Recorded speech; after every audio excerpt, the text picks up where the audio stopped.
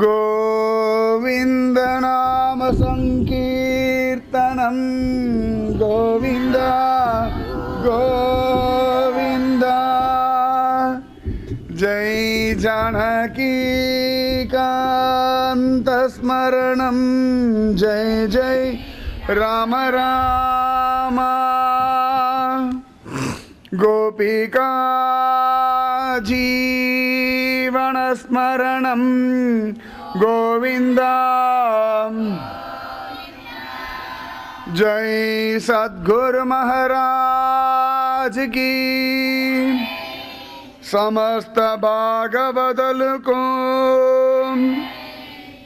हे गुरु विष्णु भजे ये गुरु ब्रह्मं भजे ये गुरु कमल नयनं भजे ये गुरु कर कोमलं भजे ये गुरु पाद पंकजं भजे ये गुरु विद्यारूपं भजे ये गुरु ज्ञान वैराग्यं भजे ये गुरु मोक्ष साधनं भजे ये गुरु वेदारूपं भजे ये गुरु वेदात्म स्मरणं भजे हे गुरु सकल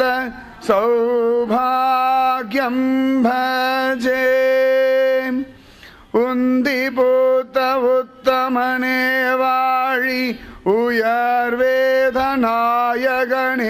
वाळि उलहळन्धमायवने वाळि ओदिये उणर्तिय नायगणे वाळि विद्दिल्ला பொருளே வாழி விந்தையே வந்தாய் நீ வாழி ஒப்பில்லாமாயவனே வாழி உலகளந்தோனே என் குருவே சரணம் கஸ்தூரி திலகம் லலாட்டபடலே वक्षस्थले कौस्तुभं नासाग्रे नवमौक्तिकं करतले वेणुं करे कङ्कणं सर्वाङ्गे हरिचन्दनं छकलयन् कण्ठे च मुक्तावलिं गोपस्त्री परिवेष्टितो विजयते गोपाल चूडामणि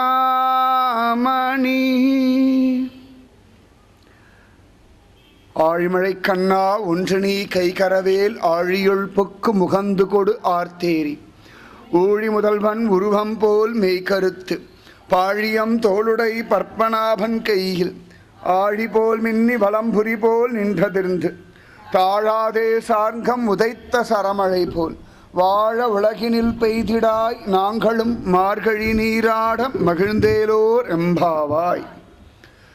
இங்கேயும் அங்கங்கே மழைத்துளி போடுற மாதிரி இருக்கு. நம்ம திருடமாக பிரார்த்தனை பண்ணி பகவானிடத்தில் நம்பிக்கை கொண்டு நாமஜபம் பண்ணும் பொழுது நிச்சயமாக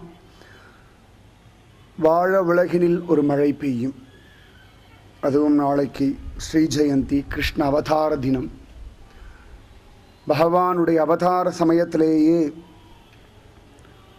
மந்தம் மந்தம் ஜலதரா ஜகர்ஜுகு அனுசாகரம் அப்படின்னு மேகங்கள் எல்லாம் கடல் பக்கத்தில் போய் கர்ஜனை பண்ணிட்டு லேசான மழை இருந்தது. ஆதிசேஷன் பகவானுக்கு குடை பிடித்தார் அப்படின்னு பாகவதம் சொல்கிறது. அதனாலே எல்லாரும் ஸ்ரத்தையோடு நாமஜபம் பண்ணவும் பகவானுடைய கருணை மழையாய் பொழியும். Radhe Krishnan. Radhe Krishna.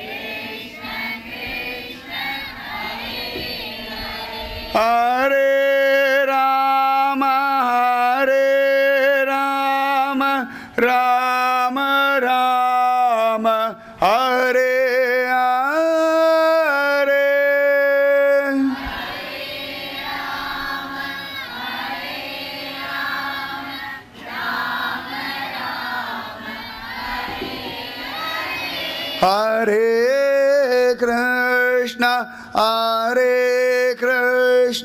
Krishna Krishna, Hare Hare.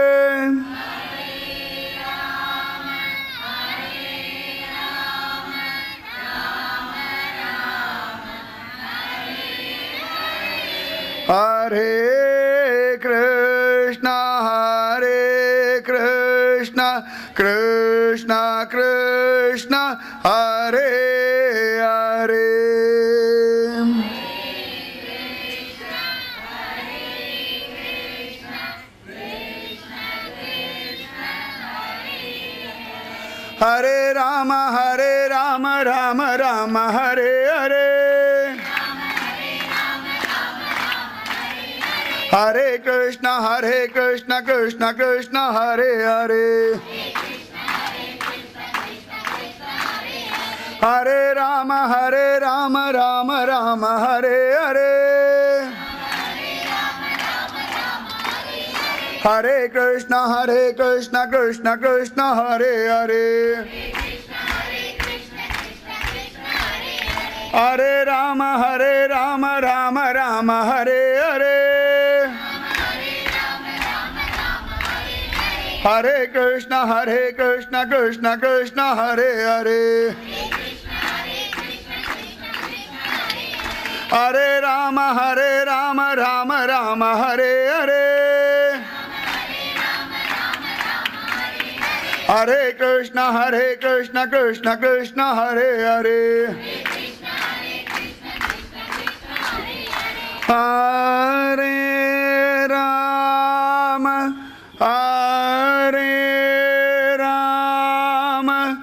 Rama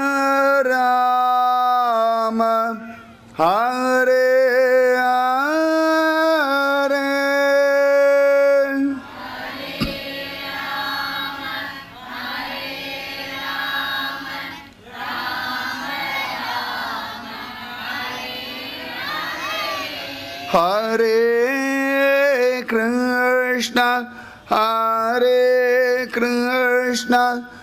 Krishna, Krishna Krishna, Hare Hare.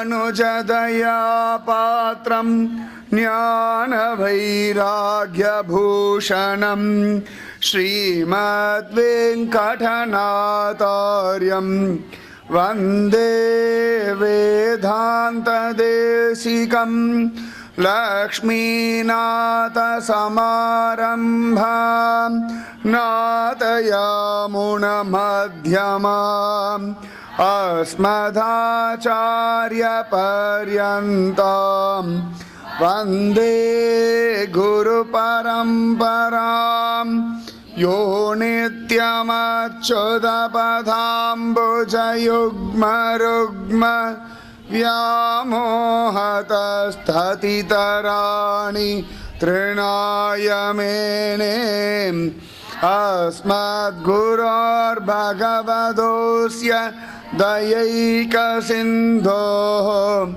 Ramanujasya charanau sharanam prabhadye Budam sharascha mahadahvaya bhattanata Shri Bhakti Sara Kulasekara Yohivan Bhaktangri Renu Parakala Yatindra Mishran Srimat Parangusa Munim Pranatosmi Nityam नाम संकीर्तनं यस्य सर्वपापप्रणाशनं प्रणामो दुःखशमनः तं नमामि हरिं परं वसुदेवसुतं देवं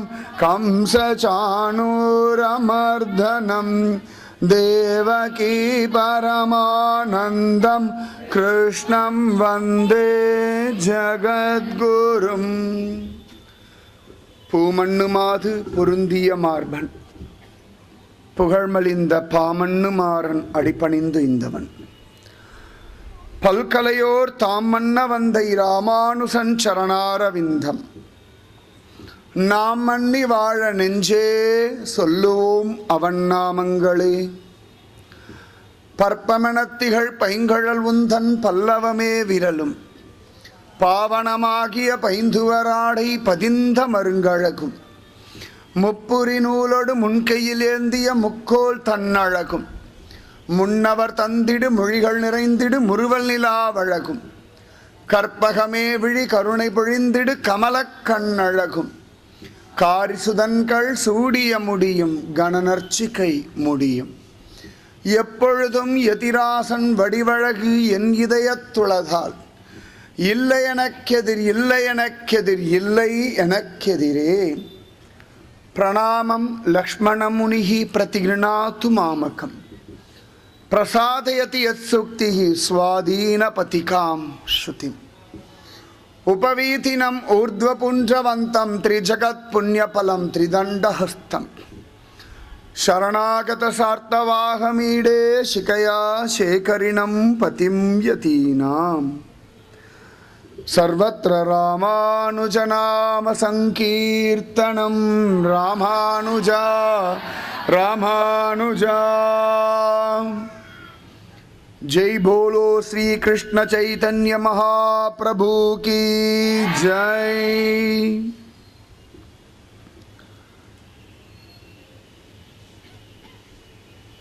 ஆழிமழை கண்ணா ஒன்று நீ கைகரவேல் ஆழியுள் book முகந்து கொடு ஆர்த்தேரி ஊழி முதல்வன் உருவம் போல் மெய்கருத்து பாழியம் தோளுடை பற்பனாபன் கையில் ஆழி போல் மின்னி வலம்புரி போல் நின்றதிர்ந்து தாழாதே சார்கம் உதைத்த சரமழை போல் வாழ உலகினில் பெய்திடாய் நாங்களும் மார்கழி நீராட மகிழ்ந்தேலோர் எம்பாவாய். நல்ல மழை பெய்யணும், பூமி குளிரணும், எல்லா ஜீவராசிகளும் திருப்தியாகணும், எல்லா நதிகள்லையும் தேவையான அளவு ஜலம் உண்டாகணும், தண்ணீருக்கு கஷ்டமில்லாமல் சுபிக்ஷமாக இருக்கணும். இதையெல்லாம் பகவான் நடத்தி கொடுப்பான். பகவானுடையதான அனுக்கிரகத்தை சம்பாதிப்பதற்காகத்தான் நாம ஜபம், சத் சங்கம், உற்சவம் எல்லாம் கொண்டாடுறோம்.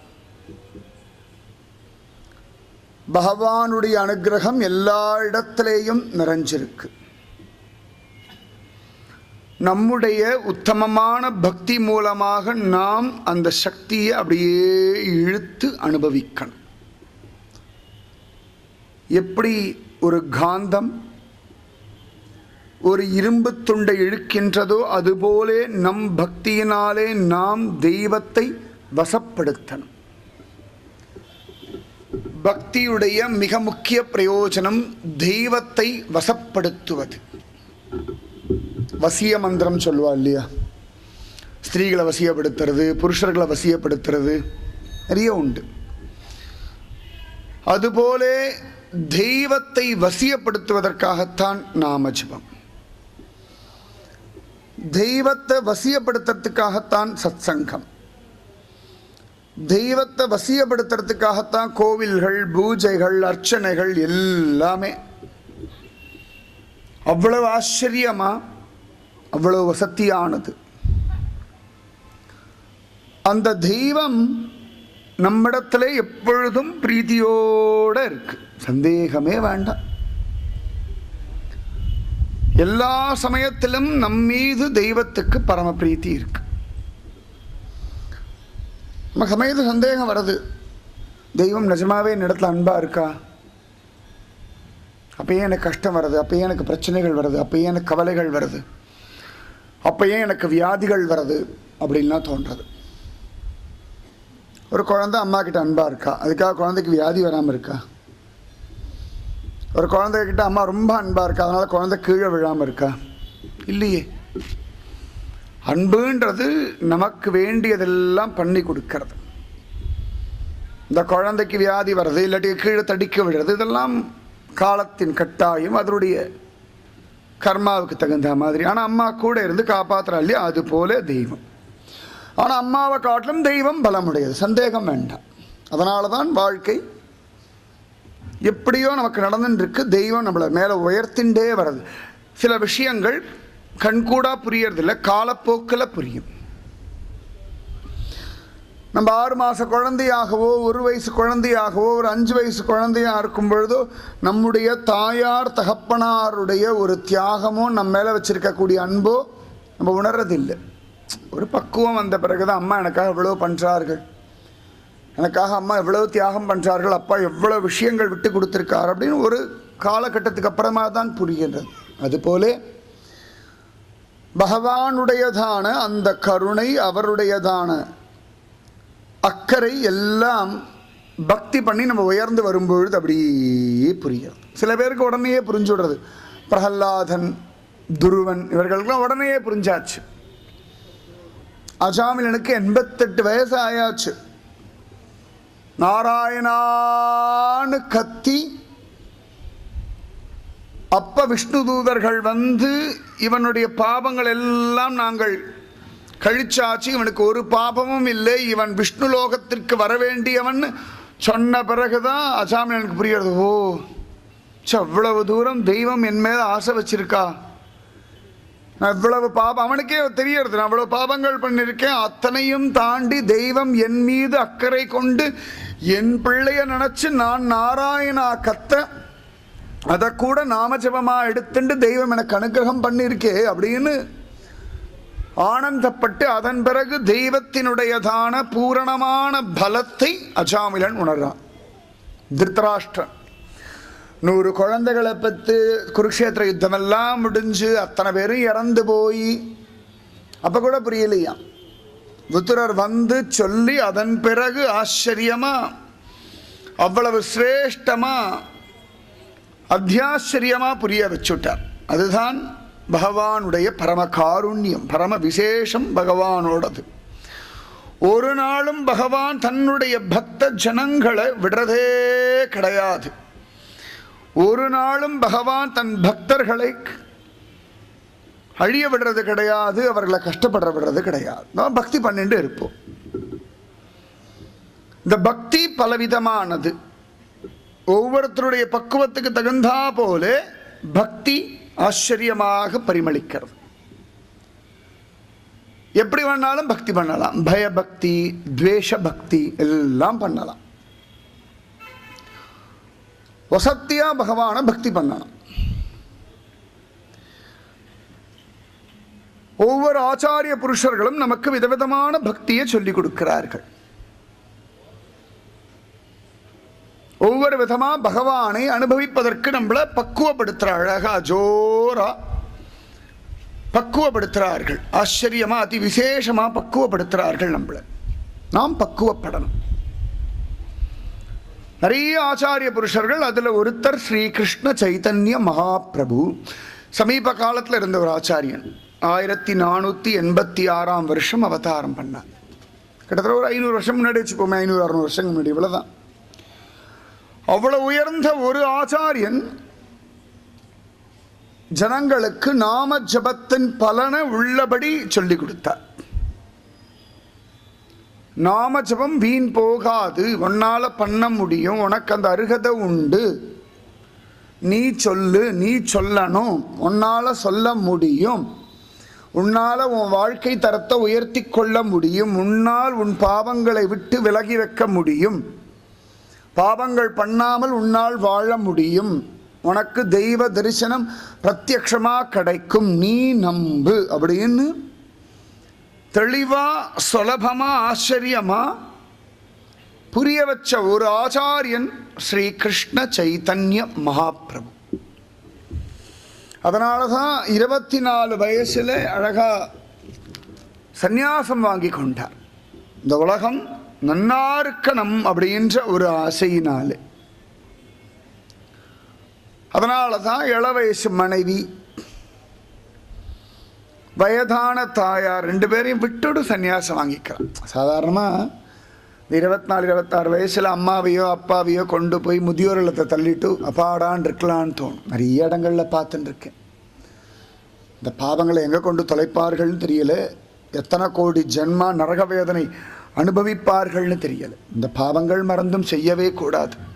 இன்றைக்கி கூட ஒரு ஸ்திரீனிடத்தில் பேசின்னு இருந்தேன். அவளுடைய சகோதரன் அவள் அம்மாவை அந்த பாடுபடுத்தின்னு இருக்கான்னு சொல்லி அழாத குறையா சொன்னான். ரொம்ப மனசு வெளிச்சது. நன்னா தெரியும் இந்த பாட்டியை, கை கால் நன்னா இருக்கு. அவள் பாட்டு கோவிலுக்கு போவா, ஏதான கைங்கரியம் பண்ணுவா. அந்த பாட்டி சத்சங்கம் வந்தா கேட்பா, நிறைய நாமஜபம் எழுதுவா, பாகவதம் வாசிப்பா. யாருக்கும் ஒரு தொந்தரவு கொடுக்க மாட்டா. கொஞ்சம் தான் சாப்பிடுவா. வயசான காலத்தை அவளை சாப்பிட முடியும். ஆனால் அவள் பிள்ளை அவளை கொண்டு போய் எங்கேயா தள்ளிடணும்னு காத்துண்டு கிடக்கிறான். கஷ்டமாக இருந்தது. இதெல்லாம் மாறணும். அந்த 24 வயசுல அந்த வயதான தாய் இளவயது மனைவி 2 பேரையும் விட்டுட்டு நமக்காக புரிஞ்சுக்கணும். நம்ம பெருசா வேற எதுக்காக பக்தி பண்றோமோ இல்லையோ, மகாத்மாக்களுடைய தியாகத்துக்காகவாது பக்தி பண்ண வேண்டாமா? இப்போ யாராவது ஒருத்தர் கூலி வேலை செய்கிறார்கள் வச்சுக்கோங்களேன். அவள் குழந்தைய ரொம்ப கஷ்டப்பட்டு படிக்க வைக்கிறான்னா, இவ்வளவு அப்பா அம்மா கஷ்டப்படுறதுக்காகவாவது அந்த குழந்தைகள் ஒழுங்காக படித்து வாழ்க்கையில் நல்லா உயர்ந்து வரணும்.